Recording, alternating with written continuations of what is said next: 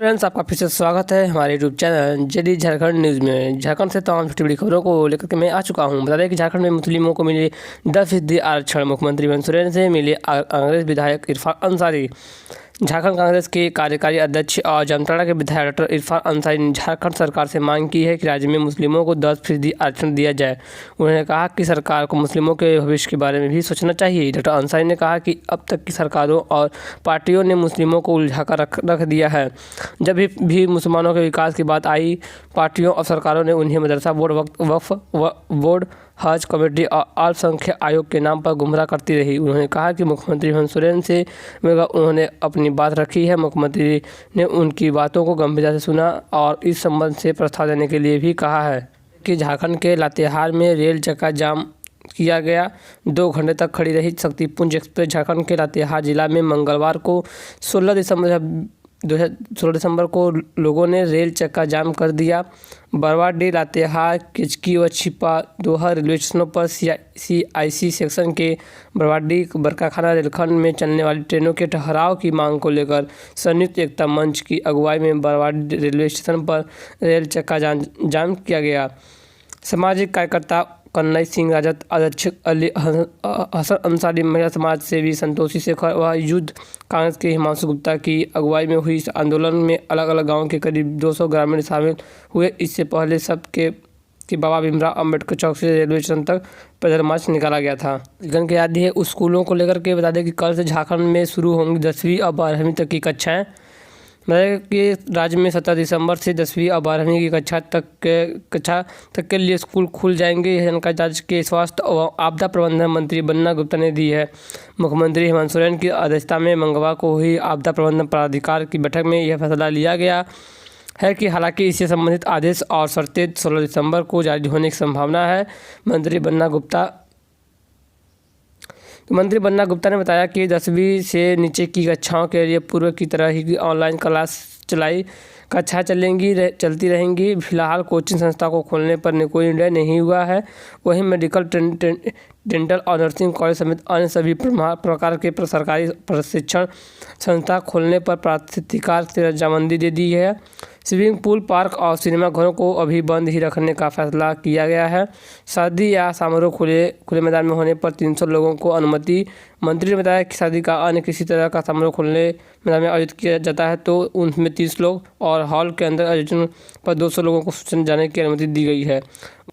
तो वहीं एक बता दें कि एक बिहार से खबर निकल के आ रही है। बिहार में 94,000 से अधिक प्राथमिक शिक्षकों के नियोजन को हाईकोर्ट की हरी झंडी मिल सकती है।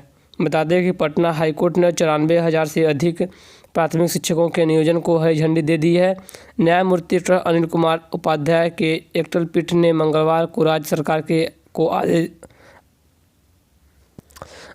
को आदेश दिया है। आदेश देने के बाद जल्द से जल्द शिक्षक नियोजन प्रक्रिया पूरी कर चयनित अभ्यर्थियों को नियुक्ति पद बांट दिए जाएंगे। आदेश में लिखा गया है कि दिसंबर 2019 में CTT उत्तीर्ण करने वालों को इस नियोजन में अवसर नहीं दिया जा सकता, क्योंकि इस नियोजन की कट ऑफ डेट 23 नवंबर 2019 थी। न्यायमूर्ति डॉ. उपाध्याय ने सभी छह याचिकाएं खारिज कर इसकी बाधाएं दूर कर दी हैं। शिक्षा विभाग अब जल्द ही मेरिट सूची जारी करेगा। इसके बाद नियोजन पत्र जारी करने की प्रक्रिया शुरू की जाएगी। अभ्यर्थियों की तरफ से इस मामले में हाईकोर्ट में एडवोकेट प्रिंस कुमार उपस्थित हुए। गैस सिलेंडर के दाम फिर बढ़े हुए हैं। 50 रुपये महंगा हुआ गैस सिलेंडर 15 दिन में 100 रुपये बढ़ा रहा। लोगों पर फिर बड़ी महंगाई की मार। तेल कंपनी ने 5 किग्रा वाले रसोई गैस को छोटे सिलेंडर के दाम में भी 18 रुपये की बढ़ोतरी की है। तेल विपणन कंपनी ने 15 दिन के भीतर दूसरी बार रसोई गैस के दाम 50 रुपये बढ़ा दिए हैं। जमशेदपुर से राजधानी में अब तक 14.2 किलो का घरेलू गैस सिलेंडर 700 रुपये का बढ़ेगा। इससे पहले 2 दिसंबर को भी रसोई गैस के दाम 50 रुपये ही बढ़ाए गए थे। इससे मिलकर रसोई गैस 100 रुपये महंगी हो चुकी है।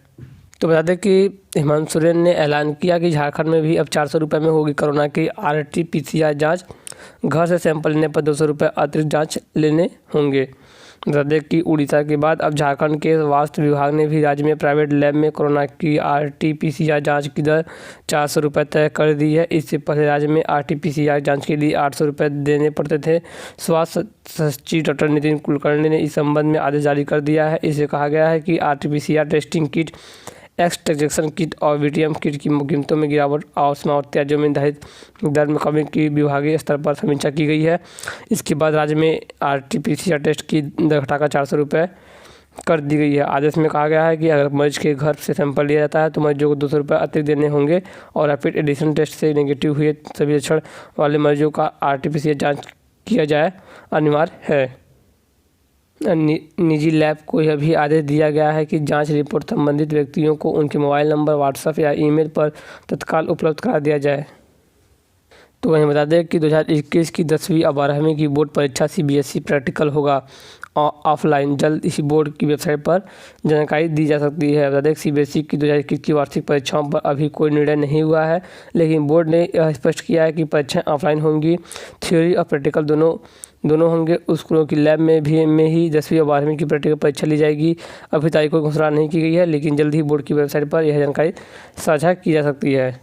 29 दिसंबर से 30 जनवरी तक दुर्गियाना एक्सप्रेस रद्द। किसान आंदोलन की वजह से 15 को अम्बाला तक ही जाएगी दुर्गियाना एक्सप्रेस। बारिश घने कोहरे को देखते हुए रेलवे ने 29 दिसंबर से कोरोना अमृतसर दुर्गियाना एक्सप्रेस को रद्द कर दिया है। वापसी में 1 फरवरी तक अमृतसर से ट्रेन नहीं चलेगी। इस ट्रेन के नहीं चलने से हरियाणा और पंजाब के यात्रियों को परेशानी काफ़ी बढ़ सकती है। वहीं किसान आंदोलन की वजह से 15 दिसंबर को कोलकाता से खुलकर कोलकाता अमृतसर दुर्गियाना एक्सप्रेस एक बार फिर अम्बाला तक ही जाएगी। अब वापसी में 17 दिसंबर भी इस ट्रेन को अम्बाला से कोलकाता के बीच चलाया जाएगा। तो बता दें कि मौसम विभाग तरफ से खबर जानकारी है। दोपहर बाद बदला मौसम, बूंदाबांदी झारखंड के कई हिस्सों में आज बारिश होगी। 17 के बाद मौसम साफ होने के आसार, बढ़ेगी ठंड। बता दें शहर के मौसम में लगातार बदलाव देखने को मिल सकता है। मंगलवार को दोपहर तक मौसम साफ था, लेकिन दोपहर खिली थी, लेकिन दोपहर बाद बादलों में दस्तक दी गई। वही शाम में हल्की बूंदाबांदी हुई जिसकी वजह से ठंड का असर बढ़ गया। अधिकतम तापमान 28.1, न्यूनतम तापमान 17.18 डिग्री सेल्सियस रिकॉर्ड किया गया था। कि भारतीय डाक विभाग तरफ से एक ऐप लॉन्च किया गया है। डाक पे ऐप लॉन्च करने के बाद कई सेवाओं को वित्तीय सेवाएं से जोड़ने की बात कही गई है।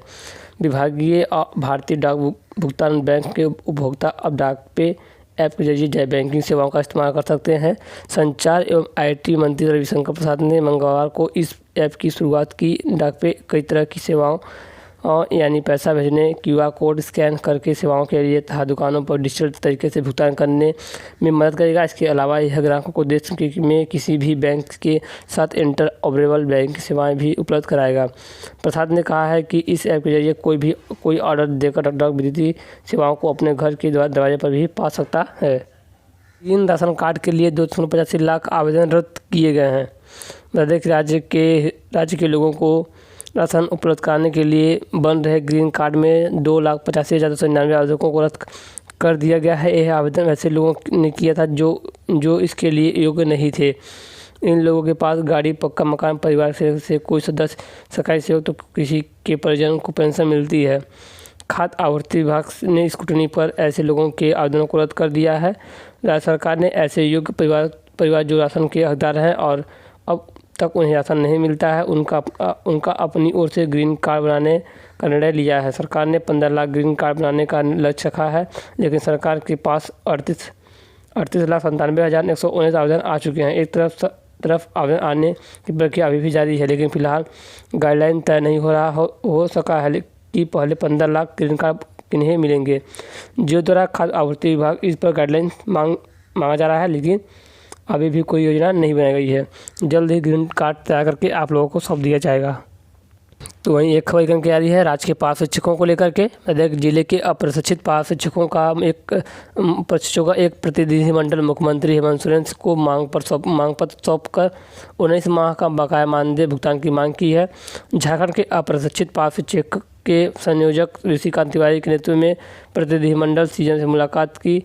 इस दौरान श्री तिवारी ने CM से कहा कि अप्रशिक्षित पास शिक्षकों के मानदेय भुगतान करने के लिए पत्र निर्गत किए 2 माह बीत चुके हैं, इसके बावजूद मानदेय का भुगतान नहीं किया गया है। इस दौरान CM ने सभी जिलों से अप्रशिक्षित पास शिक्षकों की सूची मंगवाने की बात कही। साथ ही उन्होंने सभी अप्रशिक्षित पास शिक्षकों को जल्द वेतन भुगतान करने का आश्वासन दिया। प्रतिनिधिमंडल में पास शिक्षक संघ के पलामू जिला अध्यक्ष प्रमोद पाठक, सुरेंद्र यादव, सुरेंद्र कुमार सिंह, योगेंद्र कुमार और सभी जिलों के अप्रशिक्षित पास शिक्षक उपस्थित थे। तो बता दें कि सीएम ने प्रतिनिधिमंडल को वेतन भुगतान का आश्वासन दिया है और अप्रशिक्षित शिक्षकों को प्रतिनिधिमंडल से भी मिला दिया गया। तो बता दें कि जल्द ही पात्र शिक्षकों का वेतन मांग अप्रशिक्षित पात्र शिक्षकों का वेतन मांग देने की बात सामने आई है।